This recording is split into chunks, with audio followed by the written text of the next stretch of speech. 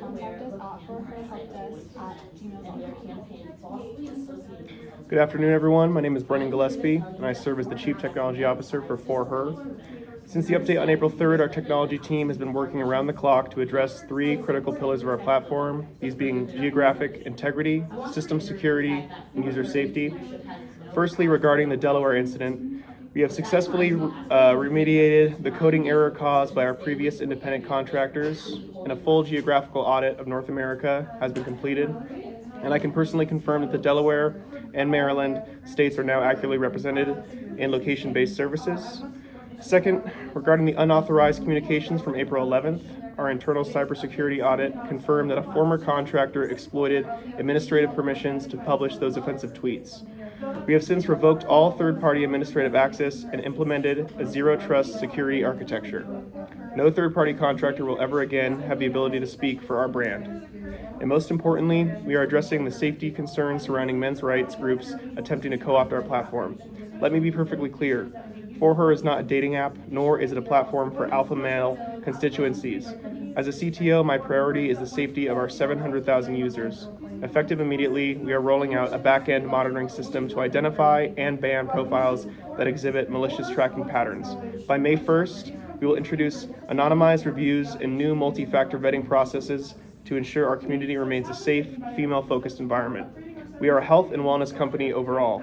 We reject any association with groups that compromise the well-being of women. Our technology is built to empower women, not to facilitate their harassment. Any questions? Yeah. For your guys' hiring process for programmers, how did you guys select the certain individuals for the digital? And also in that, how was the state of Delaware not included at all in the app? Like how did that get passed through you all?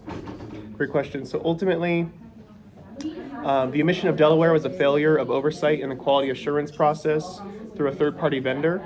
So moving forward, we have moved our core development in-house totally to ensure that we have direct accountability if anything was to happen in the future. So in those cases, those actually weren't direct employees of 4Her. We used a third-party vendor, and so moving forward, anything will be in-house and developed through our team. And we are trying not to just fix an interface. We are rebuilding our entire QA protocols so that every line of code is audited for accuracy and safety before it reaches a user's device.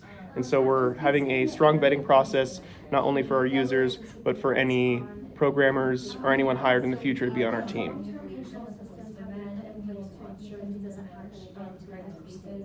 Our long-term goal for this is to be hyper-aware of who we're contracting out to. Because that was our first mistake. Was not doing a great in-depth search. The journalist is wrong, guys. I'm sorry. Otherwise, Is it only the journalists on that? Yeah. I would prefer Okay. Okay, I have a good. If someone can post that tweet to your system, why should anyone trust your cybersecurity as a whole? Great question. That person was a disgruntled employee. Obviously, we do not condone the statements made by that individual. Technically, they only were permitted access to certain marketing information. We are still doing internal investigations to figure out how they got access to that. It's something that we do not condone, and we're still investigating.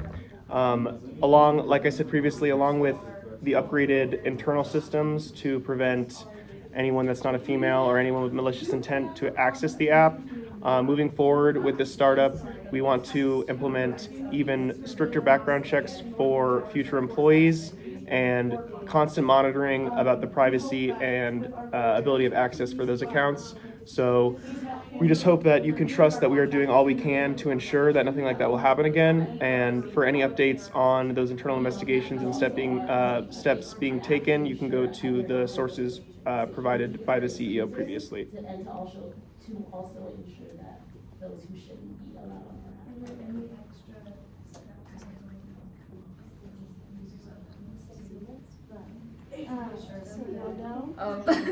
Have any users actually been harmed because of these safety gaps? To our knowledge, no. I think right now the only issue is harmful tweets and maybe people having access that they probably shouldn't have.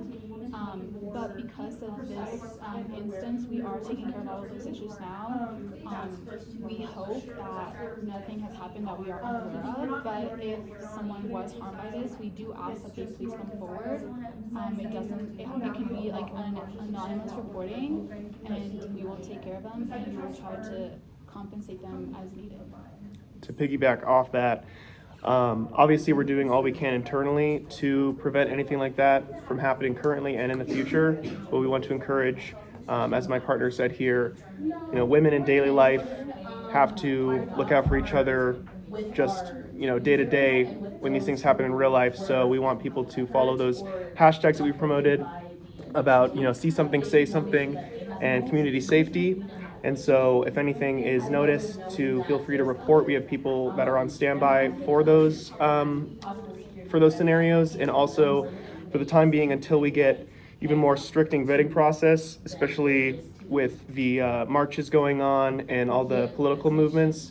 We encourage everyone to go to their location services and set it to only while using, and set profiles to private so that locations cannot be taken from any posts about going to things such as yoga studios or any events, just to mitigate any of those possibilities from occurring.